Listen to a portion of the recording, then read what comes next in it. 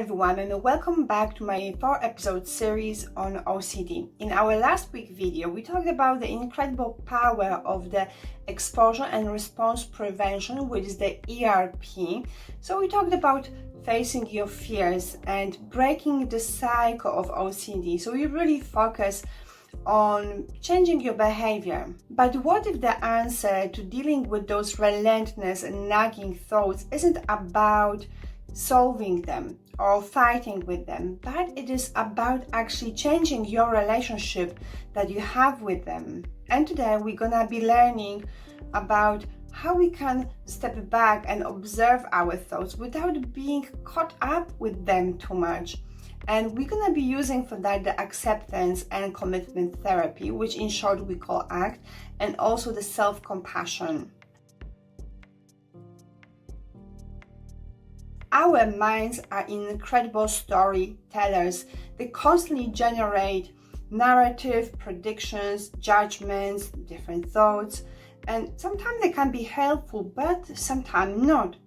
And specifically for someone who's dealing with OCD, those thoughts, they can be incredibly sticky and really overwhelming. And what is also here problematic, that often we all humans, we treat those thoughts, narratives, predictions as the ultimate truth, as the commands, as the worst case scenarios.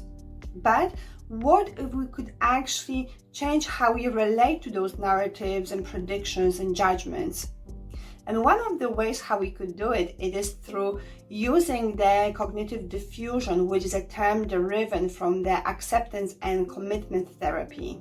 And that has been popularized by Dr. Russ Harris, the clinical psychologist, in his insightful book, The Happiness Trap. He talks about the fact that our thoughts are just words, images.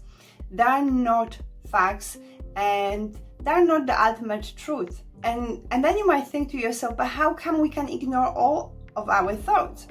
And that's definitely not the case. So we cannot ignore all our thoughts. Some of them are important. And to judge whether the thought is important or not, we just need to ask ourselves one simple question. Is the thought helpful to me? And if the answer is no, then most likely it's just one of those intrusive thoughts that pops into our mind. So that would be the thought that perhaps we don't have to pay more attention to it. We can just discard it or let it be. So now, instead of trying to suppress our thoughts, which we talked about in our episode 1, and I gave you the example of research done by Wagner, where he asked participants to not to think about the white bear, and the more they thought about not thinking about the white bear, and the white bear thought became so dominant in their mind that they couldn't get rid of it. So even based on very simple research like this, we know that the suppression doesn't work. Instead, we can use a diffusion technique that helps us to change our relationship with our thoughts.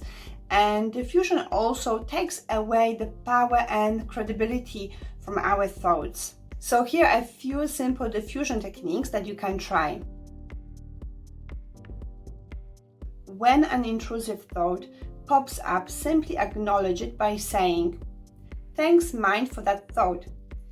It is a simple way of recognizing the thought without getting drawn into debate or maybe struggling with it. Secondly, we have thoughts on bus. So here you can visualize your thoughts as passengers on a bus. You are the driver, but you don't have to engage with every passenger or let them dictate where you drive. You simply notice them as they come and go. And thirdly, we have singing your thought. So pick a particularly distressing thought and try singing it to the tune of Happy Birthday or any other silly song. And you might say that this sounds absurd, right? And this is the point actually. It helps to reduce the thought's seriousness and emotional impact. The purpose of those techniques isn't to get rid of your thoughts, but to help you to create a little distance between you and your thoughts. So in this way, you notice the thought without engaging with them and without feeling compelled to act on them. While traditional cognitive behavior therapy, as explored in works like Christine Pardon's Overcoming Obsessive Thoughts, often focuses on challenging the content of thoughts, which is the cognitive restructuring, Defusion complements this by offering a way to simply observe and detach, especially from those thoughts that feel relentless or too absurd to argue with. Another cornerstone of ACT, it is acceptance, and often this is actually misunderstood by thinking that you have to resign or like your negative experiences, but actually it is neither. Acceptance in context of ACT, as defined by its founder Stephen Hayes and his colleagues, meaning that we accept to have our thoughts and feelings without the need to actually push them away or fight with them or letting them to dictate our actions. So now imagine you are in a tug-of-war with a monster. The monster represents your OCD, your anxiety, your distressing thoughts. You are pulling with all your might, exhausted, constantly battling. But what happens if you simply drop the rope? The monster is still there, but suddenly the struggle ends. All that energy you were spending on fighting becomes available to you. Acceptance is about recognizing that pain and discomfort are inevitable part of our life, especially when you deal with OCD. When you stop fighting this internal fight, you freeing up immense amount of mental and emotional energy that then you can use up to create a life that you want that is beyond OCD. It's about making space for your discomfort, and it's not about being welcoming to it, but it is about allowing that discomfort to be present while you're moving forward in your life. So now, engaging with exposure, with the ERP that we talked about last week, or even trying to apply the cognitive diffusion techniques can be really difficult, tough, and daunting. And there could be moments where maybe you've been applying those techniques regularly for, weeks, and maybe there's something that happened and you just feel like everything just fall apart and the OCD is back. And in those moments, it might happen that you're gonna start judging yourself, and you might be beating yourself up for not maybe doing the good job, for maybe not being good enough, right? And we need to remember that with our mental health, the linear process is not possible. We're gonna have our ups and downs, and again, we need to accept that that's what's gonna happen in this journey of overcoming OCD. But also, what could be helpful in those moments when you start beating yourself up, it is the self-compassion. It is the concept derived from compassion-focused therapy that was developed by Paul Gilbert. Many people with OCD have a powerful inner critic. Self-compassion is about cultivating the same kindness, understanding, and empathy towards yourself that you would naturally offer to a good friend who is struggling. It is about recognizing that suffering is a shared human experience and you are not alone in your struggles. A simple practical exercise derived from the self-compassion could be simply placing your hand over your heart, and specifically in those moments when you're recognizing your inner critic being quite loud, and then simply saying to yourself that I'm recognizing that I'm struggling, I'm going through really difficult time, may I be kind to myself right now. And here with this exercise, you can be as creative as you want. You can adjust this narrative.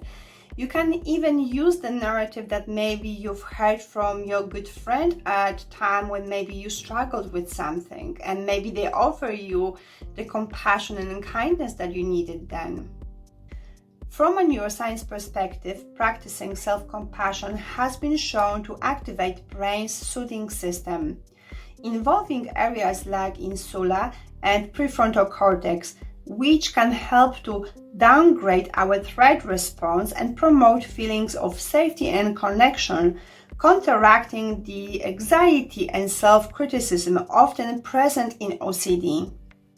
By learning how to unhook from your intrusive thoughts with the diffusion techniques, by embracing the discomfort that comes with it, using the acceptance technique, and by becoming more compassionate towards yourself, using the self-compassion, you're not only fighting OCD or your intrusive thoughts, but you're entirely changing your relationship with your mind and also with your intrusive thoughts.